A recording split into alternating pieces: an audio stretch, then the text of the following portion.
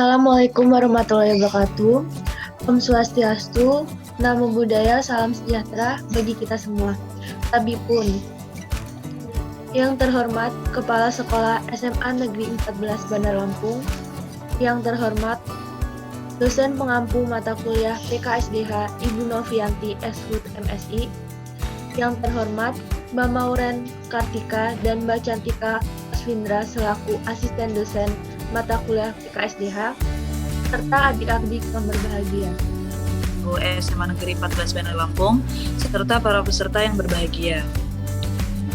Pertama-tama, marilah kita panjatkan puji dan syukur kehadirat Allah Subhanahu wa Ta'ala, karena berkat rahmat dan hidayahnya lah kita dapat berkumpul pada siang hari ini dalam acara penyuluhan terkait praktik konservasi yang ada di Indonesia tentang tumbuhan dan satwa liar yang dilindungi di Pulau Sumatera.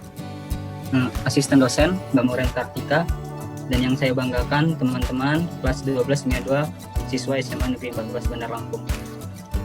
Assalamualaikum warahmatullahi wabarakatuh. Saya ucapkan terima kasih kepada teman-teman semua, terkhusus pada siswa SMA Negeri 14 Bandar Lampung yang mana telah menyempatkan hadir di dalam room Zoom ini dalam agenda penyuluhan, karena kami di sini memang mengambil tema mengenai konservasi sumber daya hutan Rafflesia di Sumatera, karena kita penting untuk memahami dalam hal pentingnya konservasi di Indonesia, khususnya satwa atau tumbuhan-tumbuhan endemik yang ada di Sumatera itu sendiri.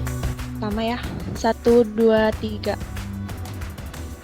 Untuk slide kedua, 1, 2, 3. Baik, di sini Mbak akan menjelaskan pengertian mengenai konservasi. Konservasi adalah suatu upaya yang dilakukan oleh manusia untuk dapat melestarikan flora dan fauna. Konservasi bisa juga disebut dengan pelestarian ataupun perlindungan.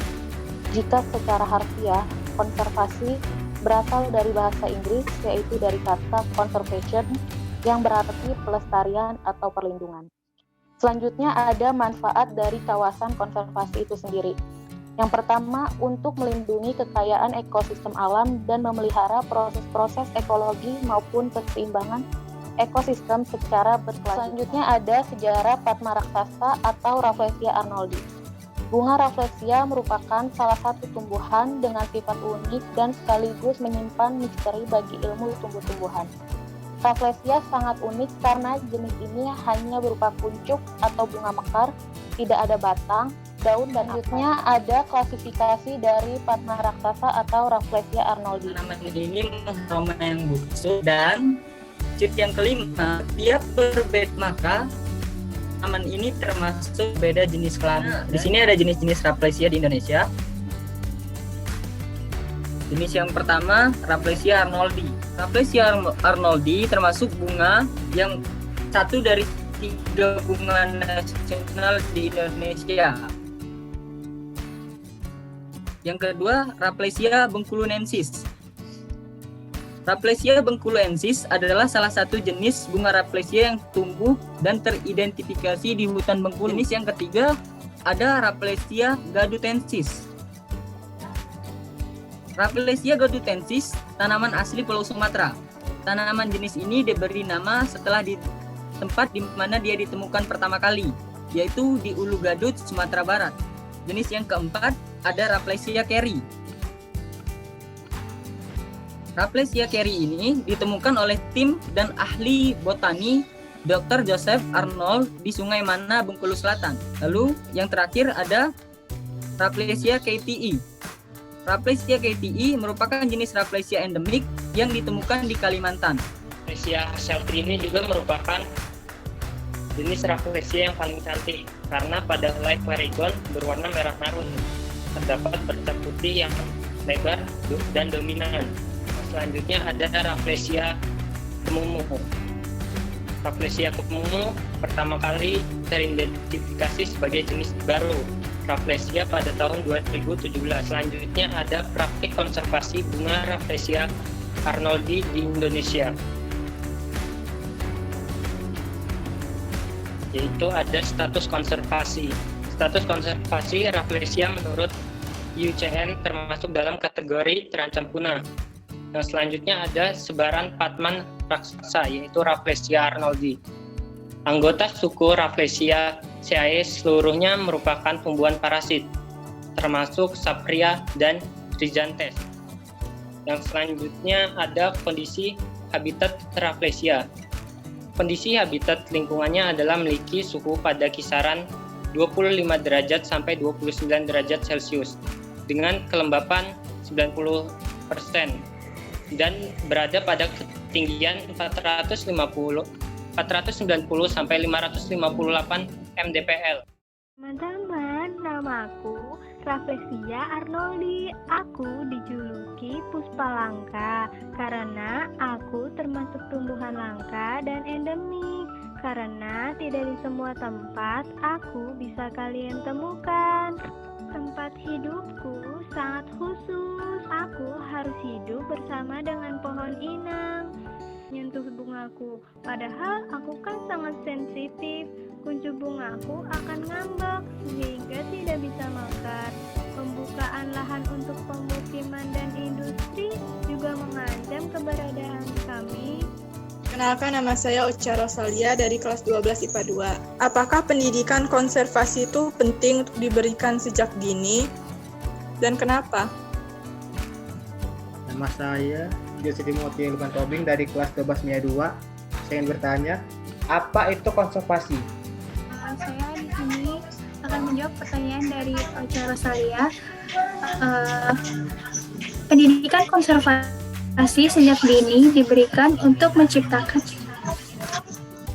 generasi muda yang tumbuh dan berkembang dengan jiwa konservasi. Potensi karakter yang baik dimiliki manusia sebelum dilahirkan dan perlu untuk senantiasa dibina melalui sosialisasi dan pendidikan sejak dini. Pentingnya pendidikan konservasi ini agar kedepannya kesadaran dalam hal pelestarian, pengawetan, perlindungan sumber daya hutan di Indonesia ini akan meningkat. Saya akan menjawab pertanyaan dari Jose. Konservasi itu penting nggak sih? Konservasi sendiri itu sangat penting ketika sumber daya hutan kita itu berlimpah. Tetapi jika tidak ada pengelolaan yang baik, maka akan rusak. Sehingga konservasi itu butuh suatu perlindungan, pengawetan, pemanfaatan sumber daya hutan. Maka dari itu konservasi sangat penting dilakukan di kehidupan kita. Terima kasih. Status konfirmasi dijelaskan Rafflesia menurut IUCN termasuk pada kategori terancam punah. Pertanyaannya, apa yang dimaksud IUCN dan ada berapa saja kategorinya? Terima kasih. IUCN itu yaitu International Union of Conservation of Nature, merupakan tempat untuk mengetahui kriteria spesies tumbuhan dan satwa liar di Indonesia serta status konservasi menurut nasional dan internasional. Kategori status konservasi menurut IUCN yang pertama yaitu punah atau extinct, yang kedua punah di alam atau extinct in the wild, yang ketiga kritis, critical, endangered, yang keempat genting atau endangered, yang kelima rentan, vulnerable, yang keenam tergantung upaya konservasi atau conservation dependent, yang ketujuh hampir punah, near threatened, yang ke-8 resiko rendah, less concern, yang ke-9 kurang data deficient, dan ke-10 tidak dievaluasi atau not evaluated. Ini buat 3 penanya. Ntar ini ya, PC ke nomor yang ada itu di template. Ntar ada dompresnya buat 3 pertanyaan.